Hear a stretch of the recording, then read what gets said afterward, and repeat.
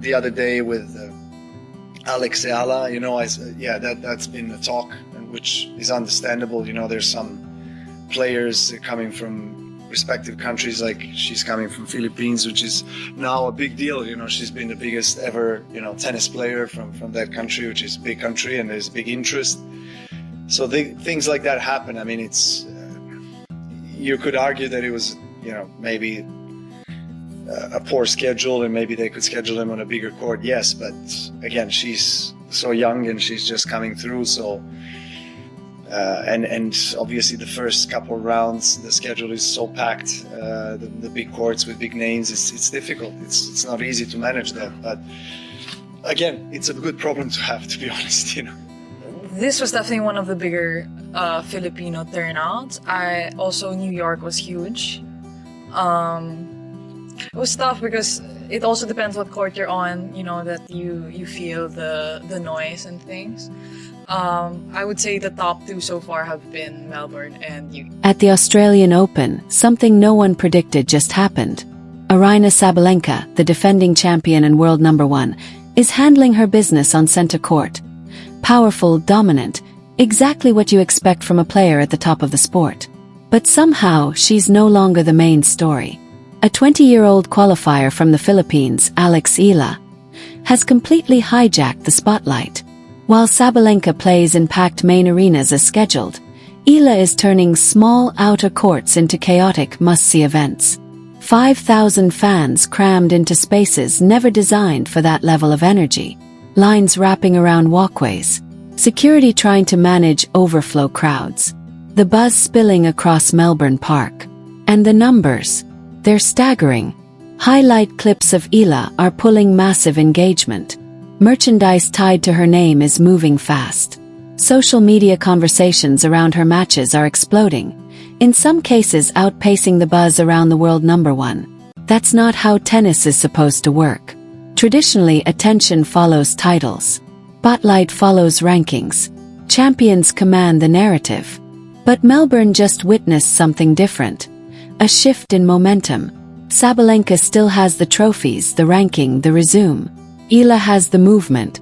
And in modern sports, movement can be just as powerful as medals. This wasn't just a good week for a young qualifier. Felt like the beginning of a power shift.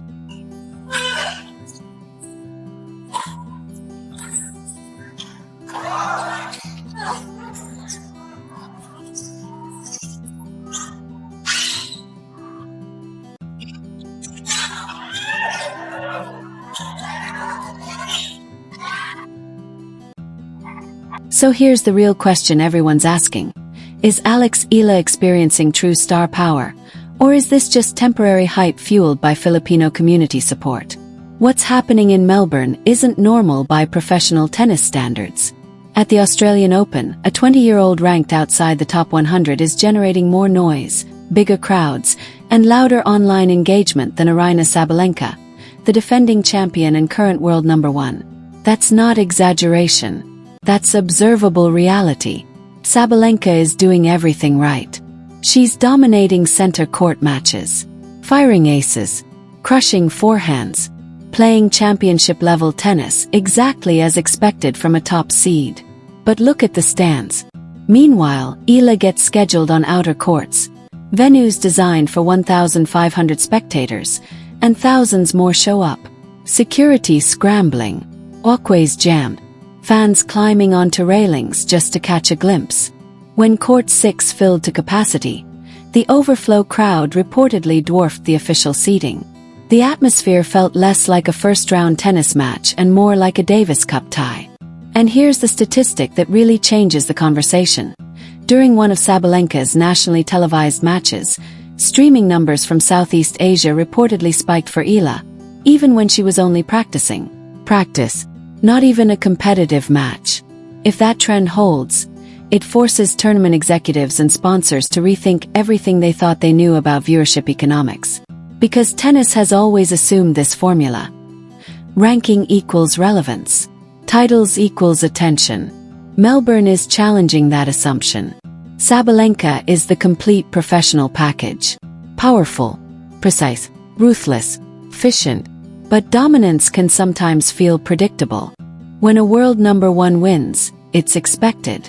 Eala, on the other hand, represents uncertainty. She's smaller than most of her opponents. She relies on tactical intelligence and defensive skills sharpened at the Rafa Nadal Academy. Every rally feels like survival. Every win feels like an upset. And unpredictability fuels excitement. But beyond playing style, there's something deeper happening. For millions across the Philippines and the global Filipino diaspora, Eala isn't just competing for ranking points. She represents visibility, possibility, national pride on a stage historically dominated by Europe and North America. That emotional layer changes everything. A Sabalenka ace earns applause. An Eala winner triggers chants. One is excellence. The other is identification. And in modern sports, identification drives engagement. Now, does that mean this momentum is permanent? That's the real debate. Sustained star power requires results. If Eala continues to win, break into the top tier, and remain competitive deep into major draws, this becomes a generational shift. If results stall, some of the surge may cool. Right now, though, Melbourne feels different. Flags, chants, the overflow crowds, the digital engagement doesn't feel like a random spike. Feels like a movement forming. So what do you think? Is this the rise of a long-term global star, or a powerful but temporary wave of national support? Because one thing is certain. At this Australian Open, the spotlight didn't follow the ranking. Followed the connection. Started as a hashtag. A way for fans to celebrate her matches online. But it has evolved into something much bigger. A declaration that Philippine tennis has arrived on the global stage. For years, Southeast Asian players would appear briefly at majors like the Australian Open and then fade from the spotlight. This time feels different. The scale of investment, emotional, financial, cultural, suggests this isn't a cameo. It looks like the beginning of something structural. That's why traditional tennis markets in Europe and North America are paying attention. If Eala triggers even a fraction of the demographic shift that Serena Williams created for black athletes in tennis, or that Tiger Woods sparked in golf, the economics of the sport change. New sponsors, new broadcast priorities, new markets, a stronger Asian commercial presence. The endorsement conversations already hint at this shift. Major global brands reportedly see Eala not just as a player, but as a gateway to the Filipino and wider Southeast Asian markets. That's not about ranking points. That's about reach. Meanwhile, Aryna Sabalenka has the resume, the trophies, the stability. She's financially secure and competitively dominant. But she's watching a lower-ranked player command disproportionate attention because that player represents something beyond sport. Influence. And it's not hollow hype. Eala's tactical development backs it up. Her serve, once considered vulnerable, has become a legitimate weapon. The left-handed slice pulls opponents wide and opens angles, reminiscent of patterns sharpened at the Rafa Nadal Academy. More importantly, her mentality has evolved. In a recent match against a higher-seeded American opponent, she dropped the first set heavily. Earlier in her career, that might have led to a straight sets exit. Instead, she recalibrated, absorbed the pressure, and mounted a 3-set comeback. That psychological growth is what separates promising players from lasting contenders. There's also a stylistic contrast at play. Sabalenka thrives in structured environments but has acknowledged in past interviews that hostile crowds can affect her rhythm. Eala, by contrast, seems to elevate with chaos. The louder the chants, the more she leans into the moment. That's not something you coach. That's temperament. The financial ripple effects are equally telling. Reports estimate that her presence generated significant incremental tourism activity during the Melbourne fortnight, with fans traveling from Singapore, Jakarta, and Hong Kong specifically to watch her compete. That's not casual interest. That's destination-driven fandom.